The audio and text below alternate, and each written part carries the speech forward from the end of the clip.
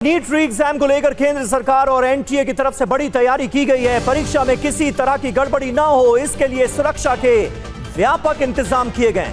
NEET के paper वायुसेना के हेलीकॉप्टर से पहुंचाए गए। देश में पहली बार ऐसा हुआ है और दुनिया के शायद ही किसी देश में ऐसा हुआ हो कि परीक्षा कराने के लिए जो पेपर्स हैं वो एयरफोर्स के जरिए, हेलीकॉप्टर के जरिए भिजवाए जाएं। नीट के पेपर वायुसेना के हेलीकॉप्टर के जरिए पहुंचाए गए। ये तस्वीरें आपको जो दिखा रहे हैं वो जयपुर की हैं, जहां वायुसेना के हेलीकॉप्टर का इस्तेमाल किया गया और हेलीकॉप्टर के जरिए नीट के पेपर परीक्षा केंद्रों पर पहुंचाए गए। और परीक्षा की तैयारियों को लेकर आईजी जयपुर रेंज ने क्या कहा, यह अब आपको सुना देते हैं।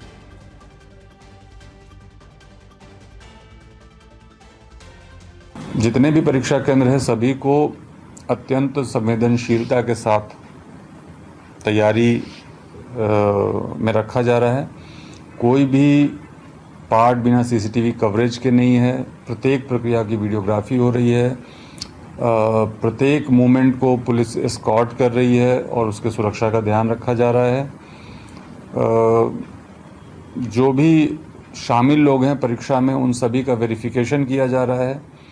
जो लोग अंदर प्रवेश करेंगे उनके भी प्रॉपर चेकिंग की व्यवस्था है और साथ में ही वहाँ पे जैमर भी डिप्लॉय किया जा रहा है। तो पूरी तरीके से आप कह सकते हैं कि चाक चौबंद व्यवस्था है और किसी भी तरीके से कोई परेशानी नहीं है।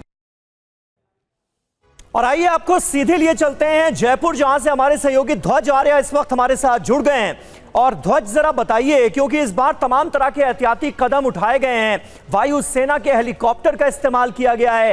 पेपर लीक किसी भी तरह से ना हो जाए, ये सबके मन में एक बड़ी चिंता घर कर गई है, क्योंकि जिस तरह से बार बार गड़बड़ियां सामने आ रही हैं उन एग्जाम्स में जिसे एनटीए के द्वारा अंजाम दिया जाता है। इस बार ग्राउंड पर क्या बदला नजर आ रहा है आपको जयपुर में?